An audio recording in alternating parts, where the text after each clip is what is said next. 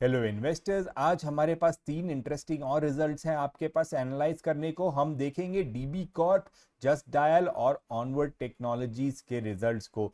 तो चलिए देखते हैं सबसे पहले डीबी कॉर्प के रिजल्ट्स को। तो डीबी कॉर्प जो कंपनी है, इंडिया की one of the largest print media company है, जो बहुत ही फेमस दैनिक भास्कर के नाम से जो न्यूज़पेपर्स पब्लिश होते हैं वो इसका न्यूज़पेपर है। ये रेडियो भी चलाता है। इसके रेडियो डिवीजन में 94.3 माई एफएम बोल के रेडियो है इनका। और इनके पास डिजिटल बिजनेस भी है, जिनके पास इंटरनेट पोर्टल्स और मोबाइल एप्लीकेशंस के थ्रू इनका काम चलता है। तो इनका जो मोस्टली रेवेन्यू आता है वो एडवर्टाइजिंग रेवेन्यू से आता है, और फिर 70% रेवेन्यू वहां से आता है, और लगभग 20% sale of newspapers and magazine से आता है। तो अगर आप इनके नंबर्स को देखेंगे कि ये इंडस्ट्री ऐसी है कि ये सिक्लिकल है। तो जो लास्ट इलेक्शन सीजन था उनमें इसके जो एडवर्टाइजिंग रेवेन्यूज होते हैं वो बढ़ जाते हैं। तो उसके कंपैरिजन में अगर आप वाई ओ वाई चेंज देखिएगा तो ये आपको ड्रॉप नजर आएगा कि 5% नेगेटिव है। पर अगर आप क्यू ओ क्यू देखिएगा तो उसमें वो इंक्रीज होता हुआ नजर आएगा। तो उस हिसाब से अगर हम देखेंगे तो अगर इलेक्शन सीजन नहीं है ये, और फिर भी ये अपने रेवेन्यूज मेंटेन कर पा रहा है, तो वो एक इसके लिए पॉजिटिव होगा। बट ऑल एंड ऑल अगर आप ओवरऑल ट्रेंड भी देखेंगे, टीटीएम का जो जो ट्रेंड है वो देखेंगे, तो वो काफ़ी फ्लैटिश सा दिखेगा आपको। मार्जिन्स नीचे आते हुए दिखेंगे, तो ये अच्छा नहीं दिख रहा है। ऑल्दो इसके खुद के जो ऑपरेटिंग मार्जिन है, आप देख सकते हैं कि ये कंपनी ने उसे बढ़ाया है। पिछली बार से जो 15% हुआ करता था वो 20% हुआ है। और जो पैट मार्जिन भी है वो पिछली बार से इम्प्रूव दिख रहा है हमें। तो इसमें अगर हम लोग देखेंगे कि इनका बिजनेस इस बार कैसा हुआ, तो जो इनका एडवर्टाइजिंग रेवेन्यू था वो भी इंक्रीज हुआ है 3% से। इनका जो न्यूज़पेपर सर्कुलेशन रेवेन्यू था वो भी 2.7% से इंक्रीज हुआ है।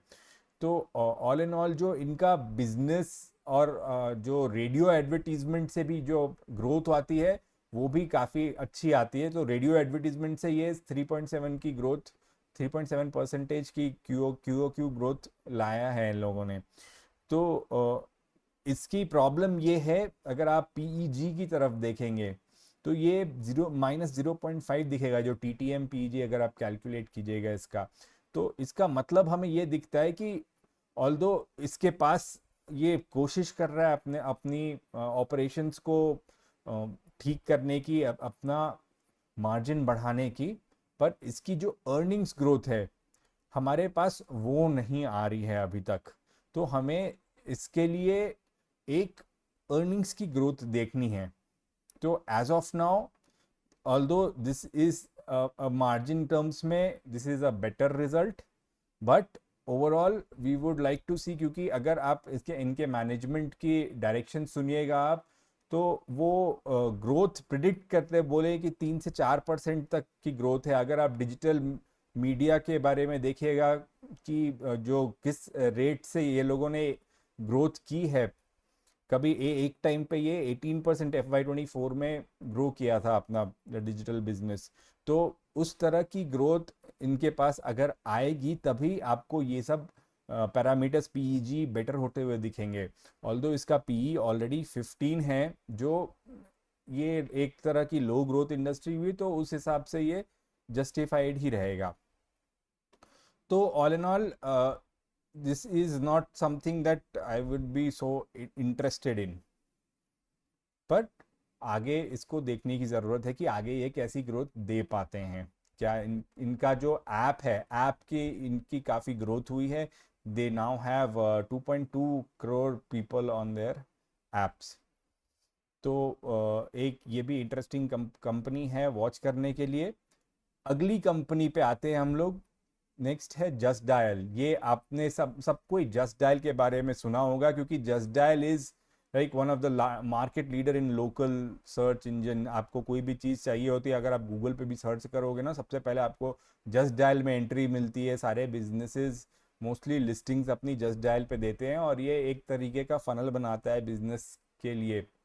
तो अगर आप इसके रिजल्ट्स देखोगे तो आपको यहाँ पे ये देखने को मिलेगा कि जो इसके इस इम्प्रूवमेंट है, क्यू ओ क्यू इम्प्रूवमेंट है, वो 3% दिख रहा है हमें, बट इसके मार्जिन्स हमें स्टेबल इश दिखाई दे रहे हैं अभी। जैसे 27, 28, 29% के टीटीएम भी आप देखोगे तो मार्जिन ऑपरेटिंग लग रहा है इनका। ऑल्दो जो रेवेन्यू है वो भी ग्रोइंग दिख रहा है। तो जो सेल्स है ईयर ऑन ईयर 6% का इंक्रीज है।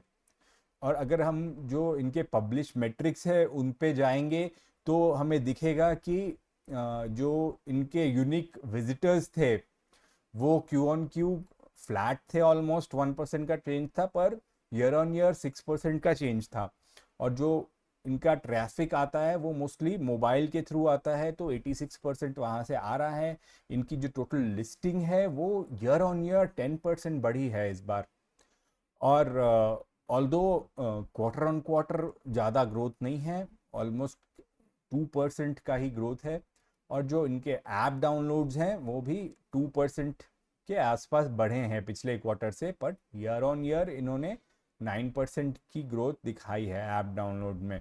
तो आप इसको एक तरह का पॉजिटिव ट्रेंड इनके लिए मानेंगे, क्योंकि अगर आप इनकी मैनेजमेंट कमेंट्री सुनेंगे पिछले बार तक की, जो इनका टारगेट है वो है डबल डिजिट्स में ग्रो करने का।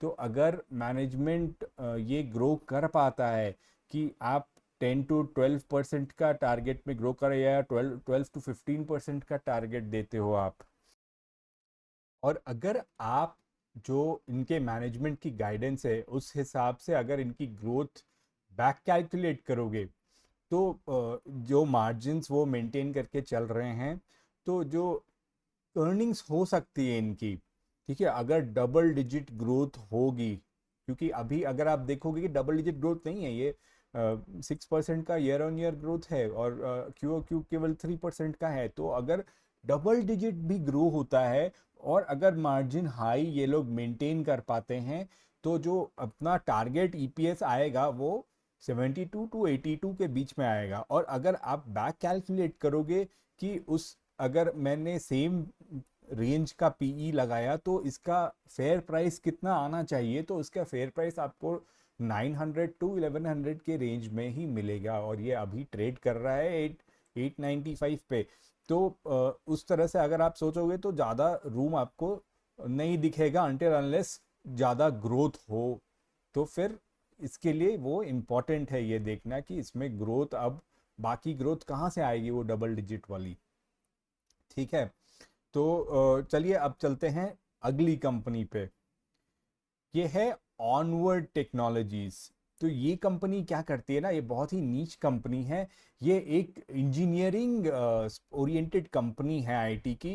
इसको ऐसा सोचिए कि अगर ये आर्किटेक्ट और इंजीनियर करते हैं एक हेवी मशीन की स्मॉल गैजेट्स, या फिर कोई मेडिकल डिवाइस वो आईओटी से कैसे कनेक्ट होगा, या फिर कोई कार का पार्ट है उसका कंट्रोल कैसे होगा, एम्बेडेड सिस्टम्स बोलते हैं जिसको। तो मैकेनिकल डिज़ाइन और 3D मॉडल सिमुलेशन और फैक्ट्री लेआउट ये सब बनवाते हैं ये। तो ये end to end engineering focus है इनका। और जो इनका मेजरली जो वर्टिकल्स है वो हैवी मशीनरी से आता है, और कार रिलेटेड चीज़ों से आता है। जो ओईएम्स होते हैं ना वो यूज़ करते हैं इनकी सर्विसेज। तो अगर आप इसके नंबर्स देखिएगा तो नंबर्स में वाई ओ वाई 13% का ग्रोथ है, और जो चेंज है वो 5% का क्यू ओ क्यू चेंज है।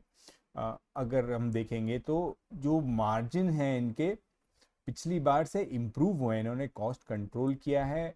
अगर आप इनकी मैनेजमेंट कमेंट्री देखिएगा पिछले बार से, जो डायरेक्शन जो इन्होंने गाइडेंस दी थी, वो गाइडेंस दी थी 10 to 12% रेवेन्यू ग्रोथ की। तो they have exceeded their guidance, right. अगर 10 to 12% आपने गाइडेंस दिया था और आप 13% की ग्रोथ दे रहे हो, तो that is a good thing. तो आगे इसमें क्या देखना है कि एबिडा मार्जिन की भी जो गाइडेंस है वो डबल डिजिट की गाइडेंस है, कि उन दे आर श्योर कि उनके पास इतने ऑर्डर्स भी हैं रेवेन्यू मेंटेन करने के लिए, और उनके पास बाकी लिवर्स वो यूज़ कर रहे हैं मार्जिन मेंटेन करने के लिए कि 10% के अबव मार्जिन मेंटेन कर पाएंगे। दैट मीन्स कि उनका जो टारगेट है, जो अगर हम लोग कैलकुलेट करें कि कितनी अर्निंग्स इनकी हो जाएगी FY26 तक, तो आप देखिएगा कि उसमें एक ईपीएस में 15% तक की ग्रोथ आएगी। तो अगर आप उसको अभी देखते हैं कि ये जो पी है इसका 27 है, जो पहले कभी 34 हुआ करता था, और जो पीईजी है, ऑल्दो ये 3.1 अच्छा नहीं दिख रहा है हमें, क्योंकि अर्निंग्स की ग्रोथ हमें और आएंगी। तो अगर आप ईपीएस से आप बैक कैलकुलेट अगर करें कि अगर मैं 30 से 34 पी के रेंज में इसको देखूं, अगर इसका सही में अर्निंग्स सस्टेन्ड रही और अर्निंग्स ये ग्रो कर पाते हैं 15% से ईपीएस, तो आपको इसकी फेयर प्राइस उस तरह से 480 टू 500 के रेंज में मिलेगी। तो अगर आप इसका ट्रेंड भी देखो, तो टीटीएम का ट्रेंड भी देखो, तो काफ़ी ये डायरेक्शन कंटिन्यूसली इंक्रीजिंग लग रहा है। मार्जिन्स ये लोगों ने इम्प्रूव किया है। तो this is something that we should keep a watch on definitely. So क्योंकि यहाँ पे एक और चीज़ ये देखने वाली है कि इसका जो ऑपरेटिंग मार्जिन है ये अभी इम्प्रूव होकर ऑल्दो 13% आया है, पर आप कोई भी बड़ी या एस्टैब्लिश्ड आईटी कंपनी देखोगे तो उनका यूजुअली ऑपरेटिंग मार्जिन अराउंड 16% का रहना चाहिए। तो उस हिसाब से इनका टारगेट उस रेंज में आने का होना चाहिए। तो this is also something that we should keep a watch on. हम देखते रहेंगे ऐसी कंपनीज और भी। बने रहिए हमारे साथ।